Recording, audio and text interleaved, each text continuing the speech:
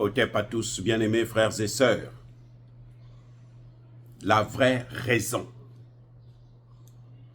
qui crée un conflit entre le Bénin et le Niger, c'est quoi? Maintenant, on commence à comprendre la vérité. Eh bien, le pétrole du Niger est volé au port de Sémé. À l'arrivée, avant de prendre les bateaux là, il y a des bateaux qui viennent prendre une quantité de pétrole que le Niger ne contrôle pas. Voilà la source du problème que vous voyez là entre le Bénin et le Niger. L'une, c'est vrai, ce sont les Français qui sont en train de déstabiliser, mais c'est sûr et certain, ce sont les Français qui veulent, avec le Patrice Talon, pillent. Quand vous avez un homme d'affaires à la tête de l'État et qui ne sait pas faire la différence entre ses affaires et les affaires de l'État, alors vous avez ce genre de situation-là. Il peut menacer les intérêts de toute une nation, même de sa propre nation. En fait, le Bénin, le Niger s'est rendu compte qu'elle contrôle le pétrole depuis la source au Niger. Mais elle ne contrôle pas le pétrole au départ au port de Sémé. Elle ne contrôle pas. Et ils se sont rendus compte qu'il y a des barils de pétrole qui disparaissent. En général, quand des barils de pétrole disparaissent, là, parfois, c'est supérieur ou égal à la quantité exacte qu'ils prennent officiellement. Nous, on connaît ça au Congo-Brazzaville. Pascal Lissouba nous a dit qu'il ne contrôlait pas le pétrole. Parce qu'il n'avait pas de moyens pour savoir combien de barils sont puisés. Ce qui faisait que Elf, parfois, à l'époque c'était Elf, avant que ce soit Total, Fina ou quoi, ce qui se faisait que Elf, parfois, il arrivait, à un moment donné, il donnait 10 000 francs CFA pour un mois d'exploitation. Tu voyez 10 000 francs CFA qu'il verse à l'État congolais. C'est-à-dire que ce sont des gens, donc ils prennent parfois plus que ce qu'ils exportent légalement. Et c'est ça que le Niger a voulu corriger en envoyant des experts à Sémé pour contrôler justement ce genre de choses, pour mettre un terme à ça. Et ceux qui sont derrière ce marché, vous croyez qu'ils seront contents?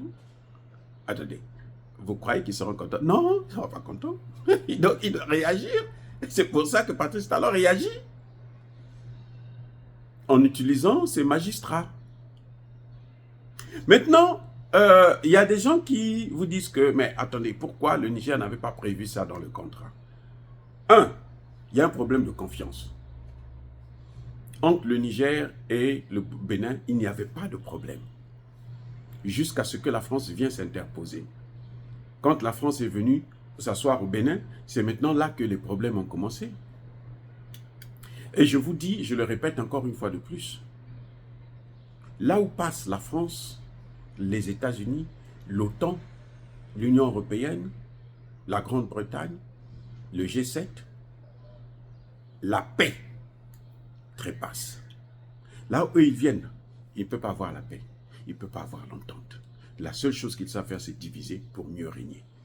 C'est ce qu'ils sont en train de faire actuellement entre le Mali et le Sénégal, en utilisant Bassirou, Sanko et Biram Diop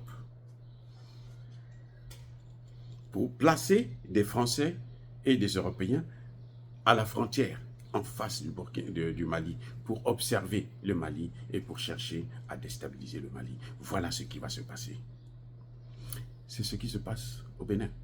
Donc cette confiance a fait qu'il puisse avoir des paramètres qui n'ont pas été prévus. Parce qu'on se dit, c'est notre frère. Où est le problème? Lui, il aura sa part, nous aussi, nous aurons notre part. Les Chinois ont leur part. Donc, il n'y a pas de problème. Et je vous ai dit aussi que les Chinois sont des partenaires sérieux quand vous êtes sérieux. Si vous n'êtes pas sérieux, les Chinois vont vous baiser la gueule. Les Chinois, de ce côté-là, ils sont sans pitié.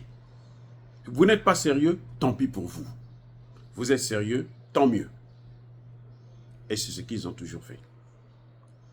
Donc, visiblement, des choses comme ça pouvaient arriver.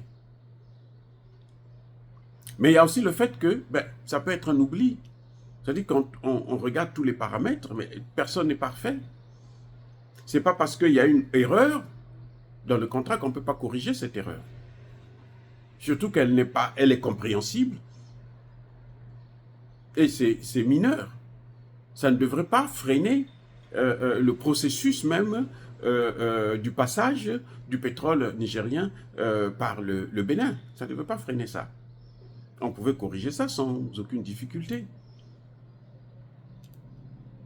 Voilà ce que je crois, moi, qui devrait plutôt se passer.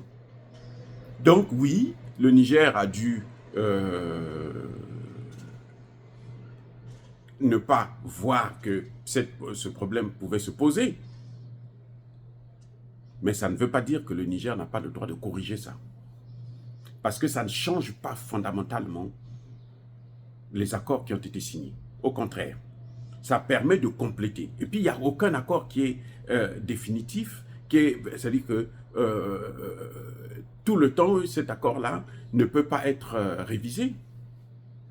Les accords peuvent être révisés et les modalités de la révision des accords devraient en principe être prévues par les deux parties ou les trois parties. Donc, l'un des problèmes, je dis bien l'un des problèmes, c'est celui-là du pillage du pétrole nigérien depuis le port de Sémé. Et pour ça, il doit avoir la France qui est là et il doit avoir le Bénin. Probablement aussi la compagnie chinoise. Probablement. Et c'est ce que le Niger veut corriger. C'est son droit le plus absolu de contrôler son pétrole parce que le Niger paye.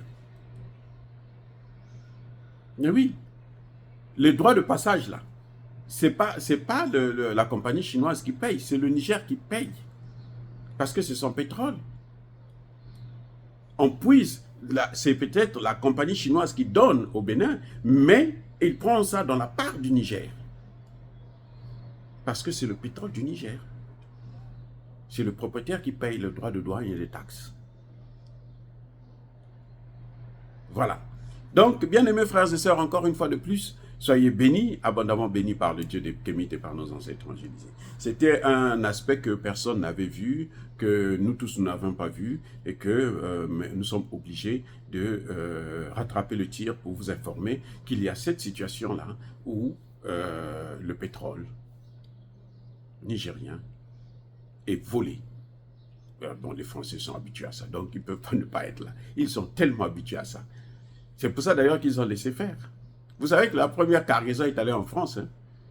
Oui, oui, le premier stock là, les bateaux là, ça partait droit à Marseille. Soyez bénis, abondamment bénis par le Dieu des Kémites et par nos ancêtres évangélisés, mais que tous ceux qui persécutent le continent africain, le pillent et le déstabilisent, qu'ils soient noirs, blancs, chinois, arabes, juifs, indiens ou qui qu'ils soient punis, maudits, foudroyés, neutralisés, écrasés, effacés par le Dieu des Kémites et par nos ancêtres évangélisés. Vive l'Afrique éternelle, j'ai dit et j'assume.